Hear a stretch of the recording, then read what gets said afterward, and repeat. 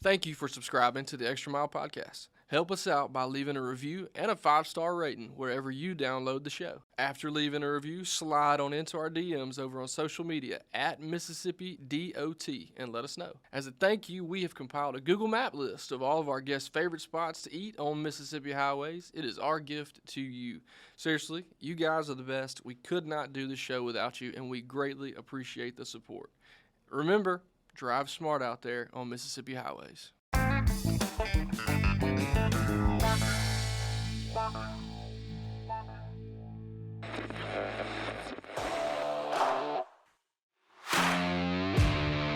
That's nearly $2 billion, and that's money that's going to be spent on improving safety, enhancing mobility, and improving economic growth and development in the state of Mississippi. Yeah, and with this historic funding from the legislature, new construction will be popping up all over Mississippi. MDOT presents the Extra Mile Podcast. Men and women of the Department of Transportation are up to the task and up to make sure that we deliver a product that the taxpayers can be proud of. So I'm ready for us to go to work. Welcome into another edition of the Extra Mile Podcast legislative session presented by the Mississippi Department of Transportation. I'm MDOT Deputy Director of Public Affairs Paul Catul, and as always, I'm joined by my co-host Will Kraft. He is the Director of Public Affairs for the agency, and ever since we learned about this interview, been looking forward to it. Big-time guest. We have U.S. Senator Cindy Hyde-Smith in the studio with us today. We're going to give a little brief introduction and then just get right into things. In 2018, she was appointed by then Governor Phil Bryant to fill the U.S. Senate seat, vacated by the late, great Senator THUD Cochran. She won a special election for the seat in November of 2018, then won a 6-year term in November of 2020, and she is the first woman elected to represent Mississippi in Congress. That's awesome. Senator Hyde-Smith, thank you so much for joining us today, making a stop by. Well, thank you for having me. This is a new opportunity for me, so I'm thrilled to be here. Absolutely. We surely appreciate it. One thing before we get into it, the ties run deep around here. We love the transportation world and the family.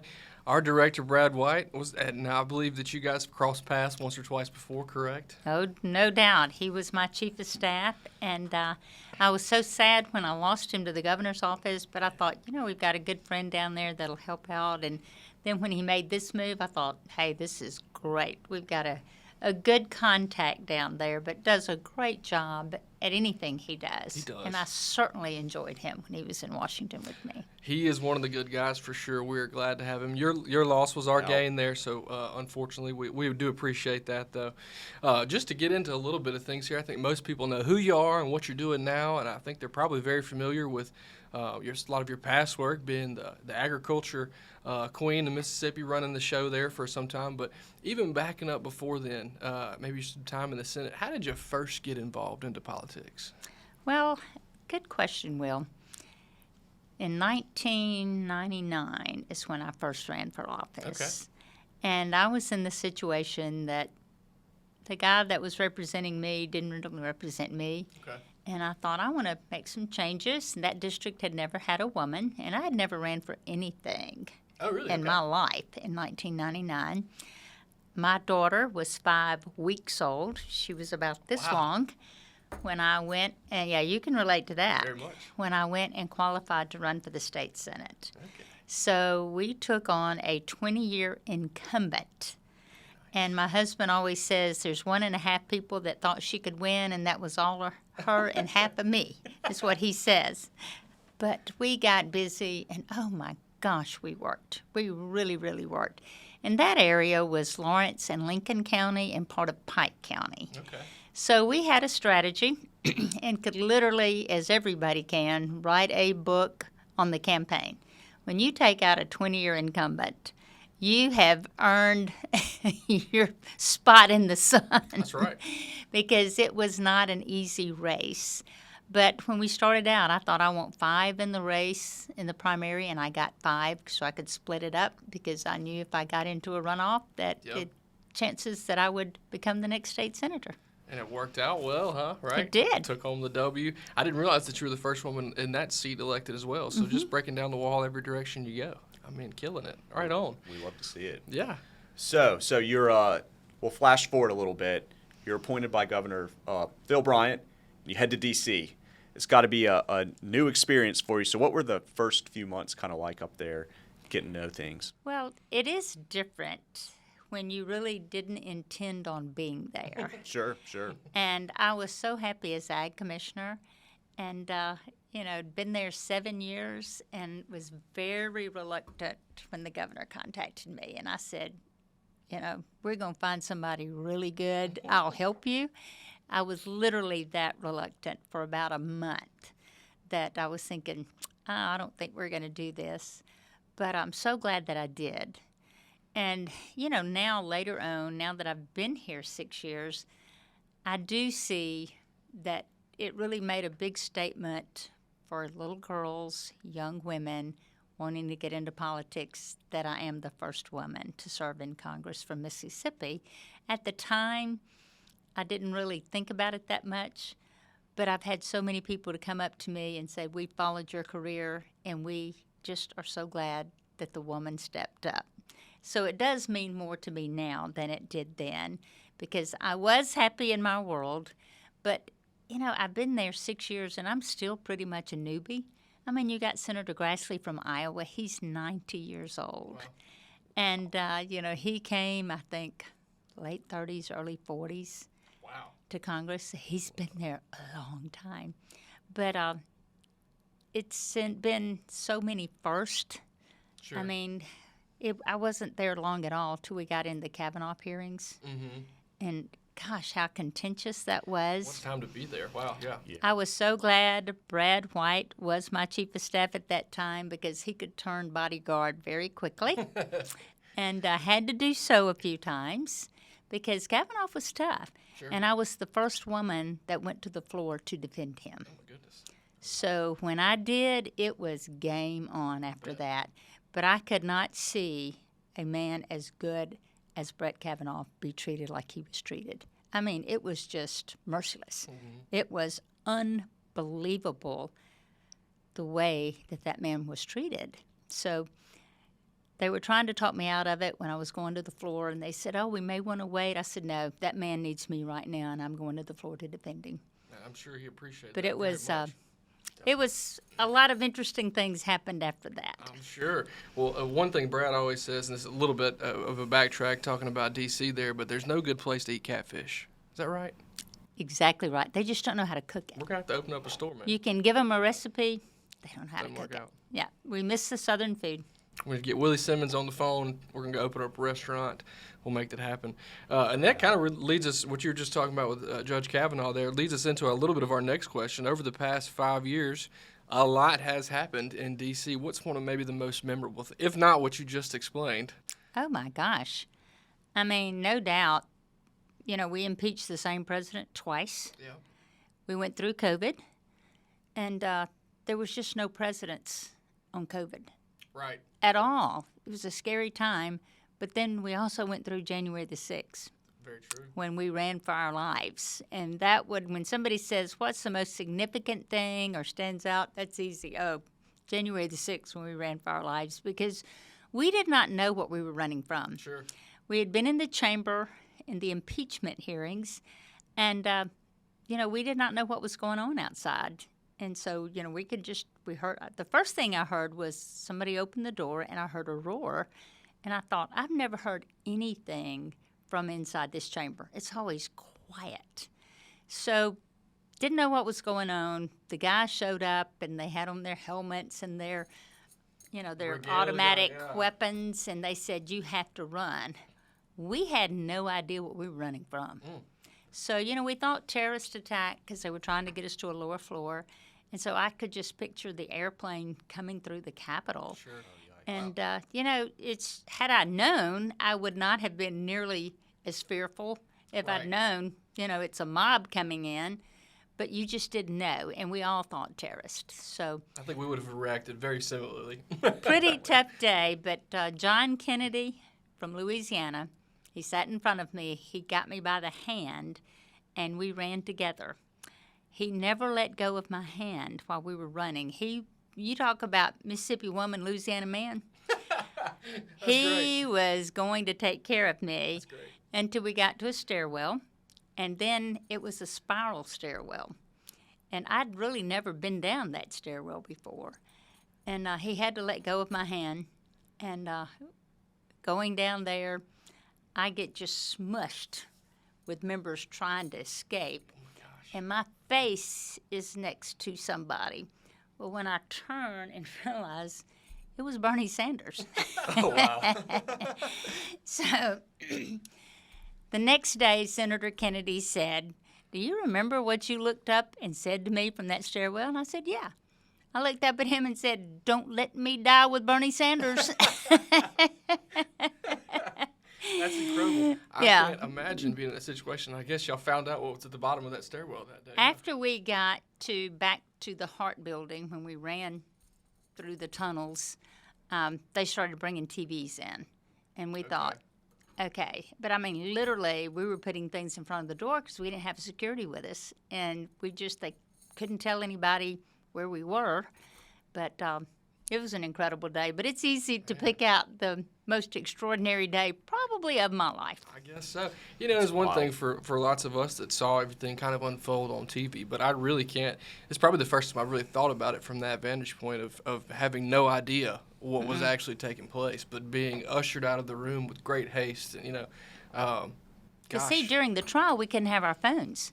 So Oh, nobody wow. inside the chamber, we didn't have our You phones. really had no idea what was Yeah. coming. How long were you down there about?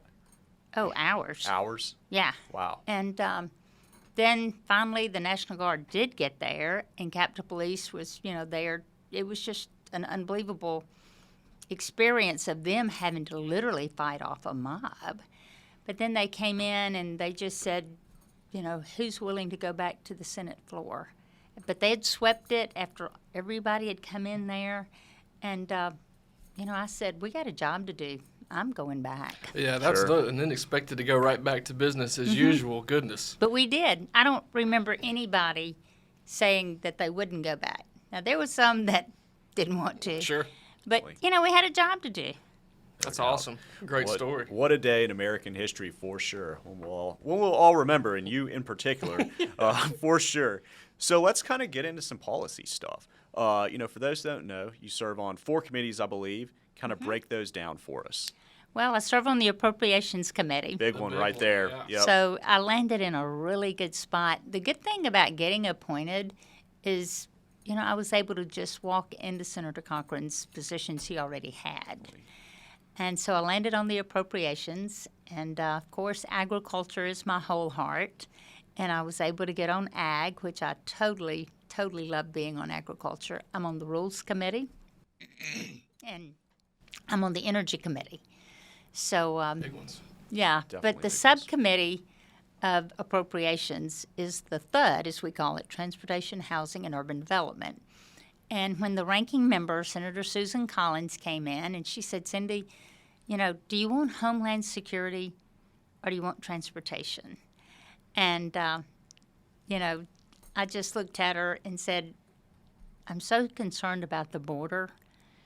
I really would like Homeland Security because, we know what this wide open border means right now. It's crazy. But I said, I think I can help my state the most by transportation, and I'm here to help my state. So I chose the transportation. And if Republicans win, I'll be the chairman of that subcommittee, and hopefully right. that's what will happen. Very nice. Very nice. We very much appreciate you making that decision for us, too. Yes. As evidenced by lots of the work that you guys are doing right now, or have just finished up, rather, with the THUD Bill that's come out. Lots of good stuff in there for Mississippi, right? Oh, yeah.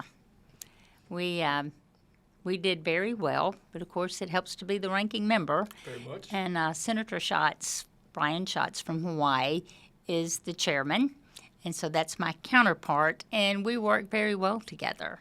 And, it's like anything else. You just have to get in there and be sincere, there for the right reasons, truly wanting to look at the big picture of every state in the country, and then keeping in mind that, obviously represent Mississippi. Right. But those important decisions really are important. It just it can have so many long-lasting effects, and knowing what the needs are for our state and being able to do those things, just like the increased weight limits for certain agricultural products. That's right, yes. And having all of these log trucks that were on 2-lane roads, That's right, yeah. how many videos I've seen of school buses because they just can't stop fast. Getting And so those I'm out. all about the safety. And, of course, that's, I'm sure, the mother in me. But it was really nice that we were able to get that passed and done, that we have safer highways now because those log trucks are not forced to go downtown Macomb to get to the That's right. mills to get their harvest. Get those loads out of the local communities off the, you have a walking path right there and a 88,000-pound log truck coming by it. That's it. Yeah, I think that is probably much safer. I think lots of city folks out there in the suburban areas would definitely agree with that for sure. Lots of other things as well. I think speaking on timber specifically, but just got through working on some legislation to help with that forestry, the pine beetles. Oh, yeah. That has been, with the drought that we've had, it's just the dinner bell for pine beetles. Apparently. Because it was a really serious drought in our area in southwest Mississippi. I mean, we were walking across the ponds that we normally water cattle in. Oh, wow. We were walking across them. Just having to leave them lay in And there, too. it just, when that happened and the pine beetles, just the infestation going up and down the highways of Mississippi, you just see it everywhere, that it was a great loss. And timber has never really been treated in the Farm Bill with the opportunities as other cash crops. And timber's a cash crop. Huge, yeah. I mean, that's usually a retirement plan for people. That's usually college savings plans out there in that stand of timber that we're going to cut the timber and send the kids to college. And so when you lose that, you're losing a cash crop. So right now, I did locate some money that was already at USDA to provide possibly reforestation money, and hopefully we're going to get removal money for municipalities that are having to take down all these because they're going to fall on these power lines, and it's going to affect everyone. But it's been critical in our state, and I actually have a bill introduced that has not been passed, and if it passes, it will help the municipalities. So right now, that is not the case. There's no help out there for them. Working on it. But we do have the program to help replant, and who knows, we may have something else to come up in a supplemental for disasters because this was truly a disaster for Mississippi. Fingers crossed. It's so wild to me that a little beetle like that could cause so many problems, but it is the truth. So obviously you've gone through a few priorities. Anything else you want to mention in your committees that you're focused on right now? Well, in Noxubee County, we did get to, I think it's Dearborn Highway. It ran right in front of a cotton gin. And, this road was just deplorable. And that new cotton gin was there. These people had invested and opened it. And they told me, they said the problem is that trying to get these trucks down here to this new cotton gin that, people can bring their cotton to. So we were able to get money to help them. And, I went down the road. I went to the gin, and I thought, how is this even possible that, these guys are coming in and out of here? Because, I think about when, I'm just a Mississippi girl, and when a bearing starts going out, you hear that vibration, you're tearing up your equipment on these terrible roads. And, I'm one of those that when the lights start getting dim, I'd say your alternator's going out, and, when you hear a squeak, that's your fan belt. And, I'm conscious of maintaining equipment and maintaining these expensive, large trucks. And so I was glad that we were able to get that there for them in Noxubee County. And, when you talk about energy, and we are such an ag state going up and down the highways, and the price of gas is what everybody talks about, of what it is now, what it was compared to a few years ago. But you just think about those log trucks. And I texted Glenn Hyde, and I said, how many gallons does your log truck hold? And he said 220. Oh, wow. So you fill up something that holds 220 gallons to get you started for the week, to get the harvest out of the woods and to the mills. That affects your bottom line. That's hard to pencil out when you're buying 220 gallons of fuel I can't imagine. instead of filling up your car. So I try to, especially in Washington, D.C., broaden the aspect of what things are really like, that, you're just concerned about your car, and, of course, they want everybody to have an electric car now. But think about those folks that are out there up and down the highways and the gas bill that they have, the fuel bills that they have. It's much different. And when you have fuel at the price that it is, because we're not drilling, it truly affects every industry. Oh, yeah, no doubt. true. I can't even imagine. One of the first, every time I go to Washington for an extended period of time, as soon as I get home, at the behest, I guess, of my gas budget, but I just have to go drive around some rural area, see some grass. I feel like, when you get up there, it's a concrete city, there's just not a lot of outdoors to be had in the same way that we experience outdoors here. So do you do anything like that? Do you go home, go to the farm? I remember my friend Senator Alan Nunley. When he was in Congress, he said, Cindy, I just have to go home on the weekends to normal people. Right. So not only are you getting to normal people, Mississippi is such a great state. It really is. And when you are there all week and you do come home, you really have a greater appreciation for this wonderful state. It's a great place. Love the area, too, that you're from down there, Brookhaven. Yeah. Very fond memories going down there and playing football games. Lots of wins from Simpson Academy down there. But, we did lose a few to the Brookhaven Academy there in town. But love the place, man. Absolutely any chance to go down there and see it. Talking about what you're working on now, parlaying that right on into your home for a little while. As we were talking about joking before we came in here, we hate the word recess because it's almost busier, if not absolutely busier when you get home. But a full agenda today, going from here right to another event, correct? Mm-hmm. Just a load of stuff going on. And I think we have the U.S. Speaker in the town today? Yes, Mike Johnson is here, our neighbor from over in Louisiana, an incredible guy. Good dude. I'm telling you, I was a big fan of Kevin McCarthy. And I thought he did a great job, and I am really a big fan of Mike as well. We could not have chosen, the House could not have chosen, I think, a better person. He's working under some difficult circumstances. Sure. I mean, one vote can call to vacate the chair, and it's a big balancing act when they have a majority of one person. That's crazy. So he has a tall drink of water in front of him. But I am there to support him because he truly is. He's there for the right reasons. He gets the South. He gets the Southeast. And so, of course, I love that part about it. But he's just a level-headed guy with good judgment. And not always the case that you find in Washington, D.C. I can only imagine. There you go. Very cool to have him in town today for sure. So you've been there for a good number of years now. The media cycle, it just runs and runs and runs. So much stuff going on. But when it comes to your accomplishments, what would you look at and say that's the number one thing that you've checked off the list? Well, I tell you, actually, the truck issue of getting safer highways in Mississippi, that's a pretty big accomplishment. I know that Susan Collins said it took her 10 years to get that for Maine. Right. And like I said, with the ag background, I just concentrate on that so much. But there's so many little things, too. Even when you can go in and you can help build a courthouse because that one's dilapidated in that area, and you can do the things on the highway with health care.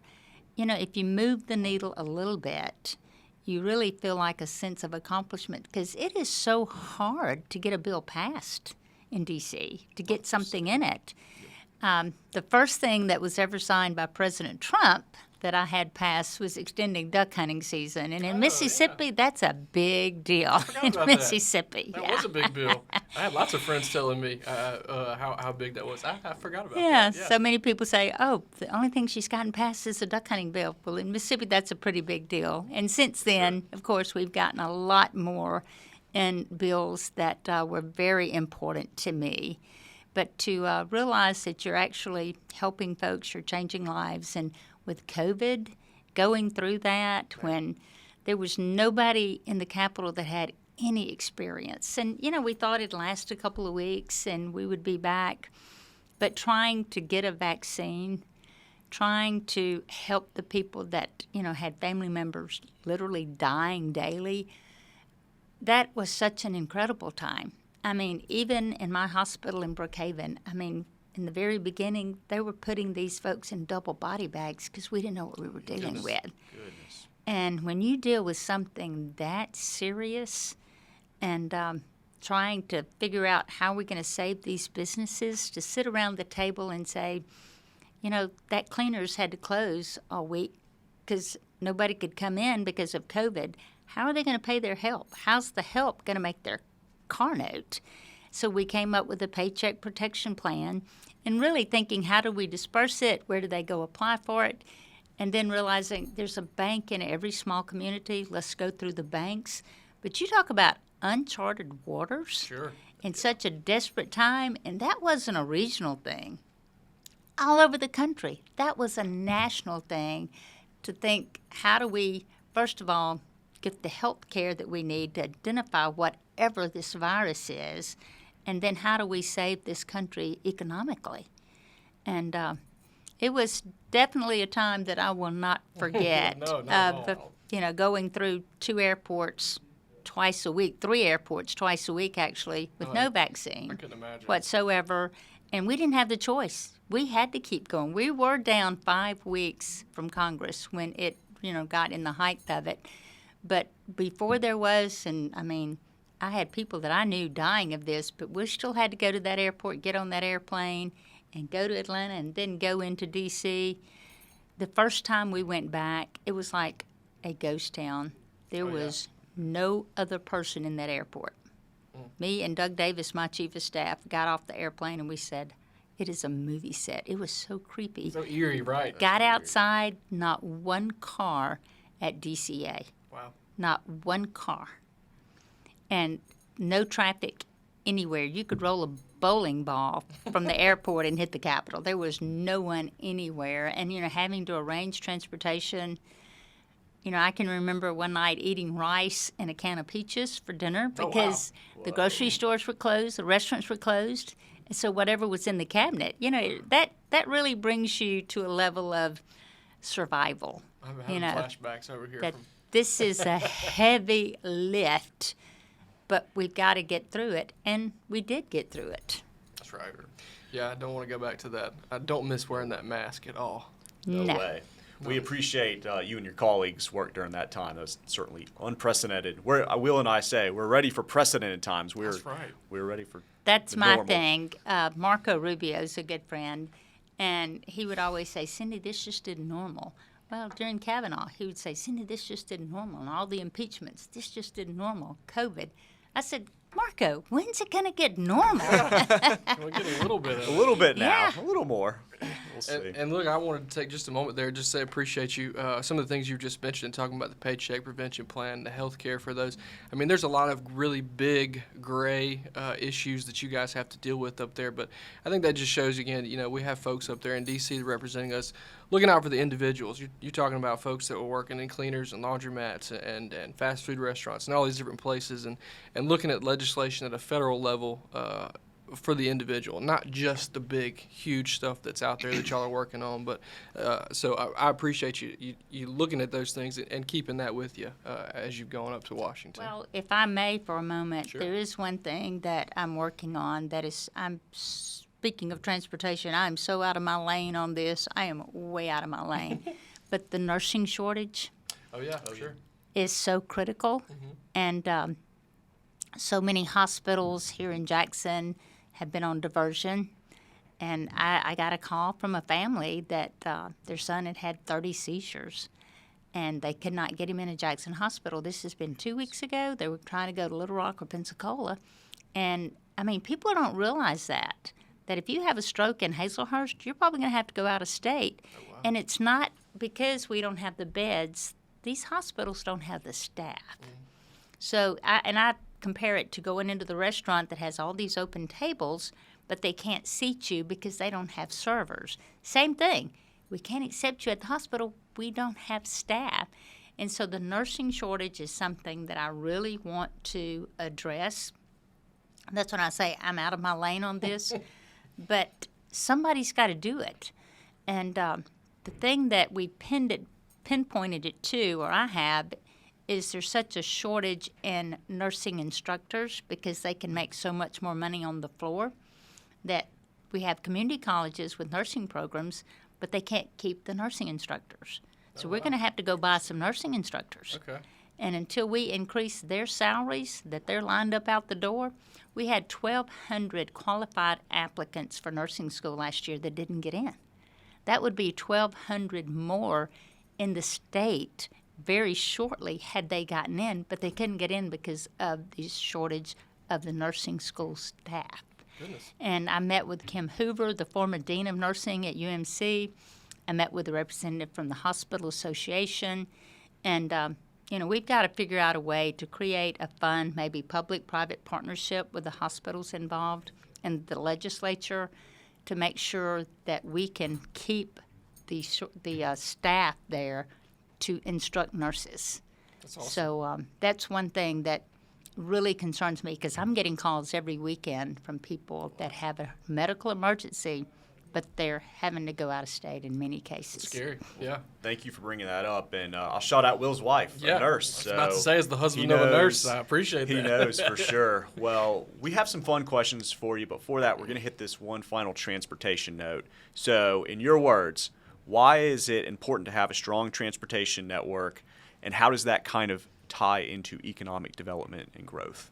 Well, it's all about economic development, just like the cotton gin in Noxubee County. That's right. That was a new business right there, but the highway was terrible and people were choosing to go somewhere else. And, had I built that, I would have been so concerned. But the jobs that it creates, the attractiveness of, yes, this is where I want to be because they have a good highway transportation system. We're trying to attract industry, and good roads attract good industry. It's just the necessity that we have to have and we have to maintain. But definitely economic development. And when people hear that, sometimes they think, oh, that's just jobs created by contractors and jobs created by bridge builders. And it is. But it's also very attractive when you're trying to introduce a new industry into this state. Sure. If they had gone down that highway in Noxubee County, I guarantee you they would have chosen somewhere else. So even off of interstates, on state aid roads, everywhere, it is critically important that we have that. And when we do something, the money is normally spent right here. And it does create jobs for those building, but also there's certainly a ripple effect to that. Yeah, was that the saying, the rising tide raises all ships? So in those areas like that, yeah, seeing that influx of cash for economic development, jobs, healthcare, the things that you're talking about, we love it. We want all the funding for transportation. We're here for it. No doubt. You stated that perfectly. So good stuff, Senator. That's so right. Let's get into the fun stuff a little bit. We got one question right off the bat for you. So when you come back, after you do all the hard work in D.C., you come back, where's a place you like to eat in Mississippi? It can be anywhere in the state. Well, I tell you, I'm a home girl. And you can usually find me at Betty's Eat Shop in Brookhaven on Friday nights. We have some great restaurants in Brookhaven. But several years ago, I built an outdoor kitchen. And it has a fireplace. It has a swing. And we can grill out there. And the world goes away. Yep. That is my happy place in that swing. So I highly recommend outdoor kitchens because food just tastes better outside. I agree. That It is is the true. go-to move right now with the two youngins running around. We'll do the same thing. Go outside, turn them loose. They run around like crazy people, but we get to cook, watch the outdoors, see what's going on, enjoy the outside. I love that. I think Betty's was actually a recommendation. Funny enough, before I worked in the communications world, I worked in kitchens and worked with the guy who opened up Betty's Eat Shop. Oh. Yep. And he was working at Local 463 with me while he was raising money to open Betty's Eat Shop. And it is phenomenal. I've been there myself, so 2 thumbs up. Paul recommended that just this morning. That's funny. Oh, yeah. It is a little local place. And like I said, we have several really good places. Brookhaven is a neat little town. It really is. We have 2 boutique hotels now. Oh, wow. The Whitworth Inn, and then Captain Jack's is an old home that was redone. That it is just, we have some great things going on. One of the neatest things, when Amy Coney Barrett was being brought before, the Senate, she and I were visiting, and she asked me about bromas in Brookhaven. And I said, how do you know about bromas in Brookhaven? We're talking about a Supreme Court Justice nominee here asking me about bromas in Brookhaven. And she grew up in Metairie, went to school in Memphis, so she said that was my stopping spot. I gotcha. So we've got a Supreme Court Justice that knows a lot about the eateries in Brookhaven. I love it. Love it. We like to eat around here, so we like to throw a little food conversation into our mix here of podcast stuff. Similarly, we love music in the division here. We like to go to listen to music. Paul is our expert. He goes to shows all the time, not like many of our other ones, not unlike many of our other folks here, but a favorite concert maybe that you've ever attended. I have to split it. There has to be two. Jimmy Buffett at Jazz Fest. Oh, man. Oh, nice. Doesn't get any better than that. And then I had front row George Strait tickets in Vegas, and that was pretty over the top as well. So both of those just stand out. But the Jimmy Buffett at Jazz Fest many years ago, I'm a parrot head. I bet that was awesome. Yeah. And, that was a pretty incredible concert. Those are great recommendations. Great memories. As a Mississippian, obviously, love Jimmy Buffett, but a Southern Miss fan, very much so a fan. And me and my wife's first dance was to a George Strait song, I Just Want to Dance With You. So you hit him right on the head, nail on the head there for those answers for me there. Love that. Love those very much. Some good stuff. Senator Hyde-Smith, thank you so much for dropping by and speaking to us. Thank you so much for all the hard work you're doing up in D.C. Well, thank you for having me. This has really been fun. Good. Absolutely. Lovely conversation. We'll just wrap things there. Thank you to our listeners, our viewers, for tuning into the Extra Mile podcast. You can watch and listen to episodes by visiting gomdot.com/the extra mile. Follow us on social media. At Mississippi DOT is the handle there. We want to shout out Drew Hall. He is our editor-producer, does everything behind the scenes for us, makes us all look good. And remember to drive smart out there on Mississippi highways.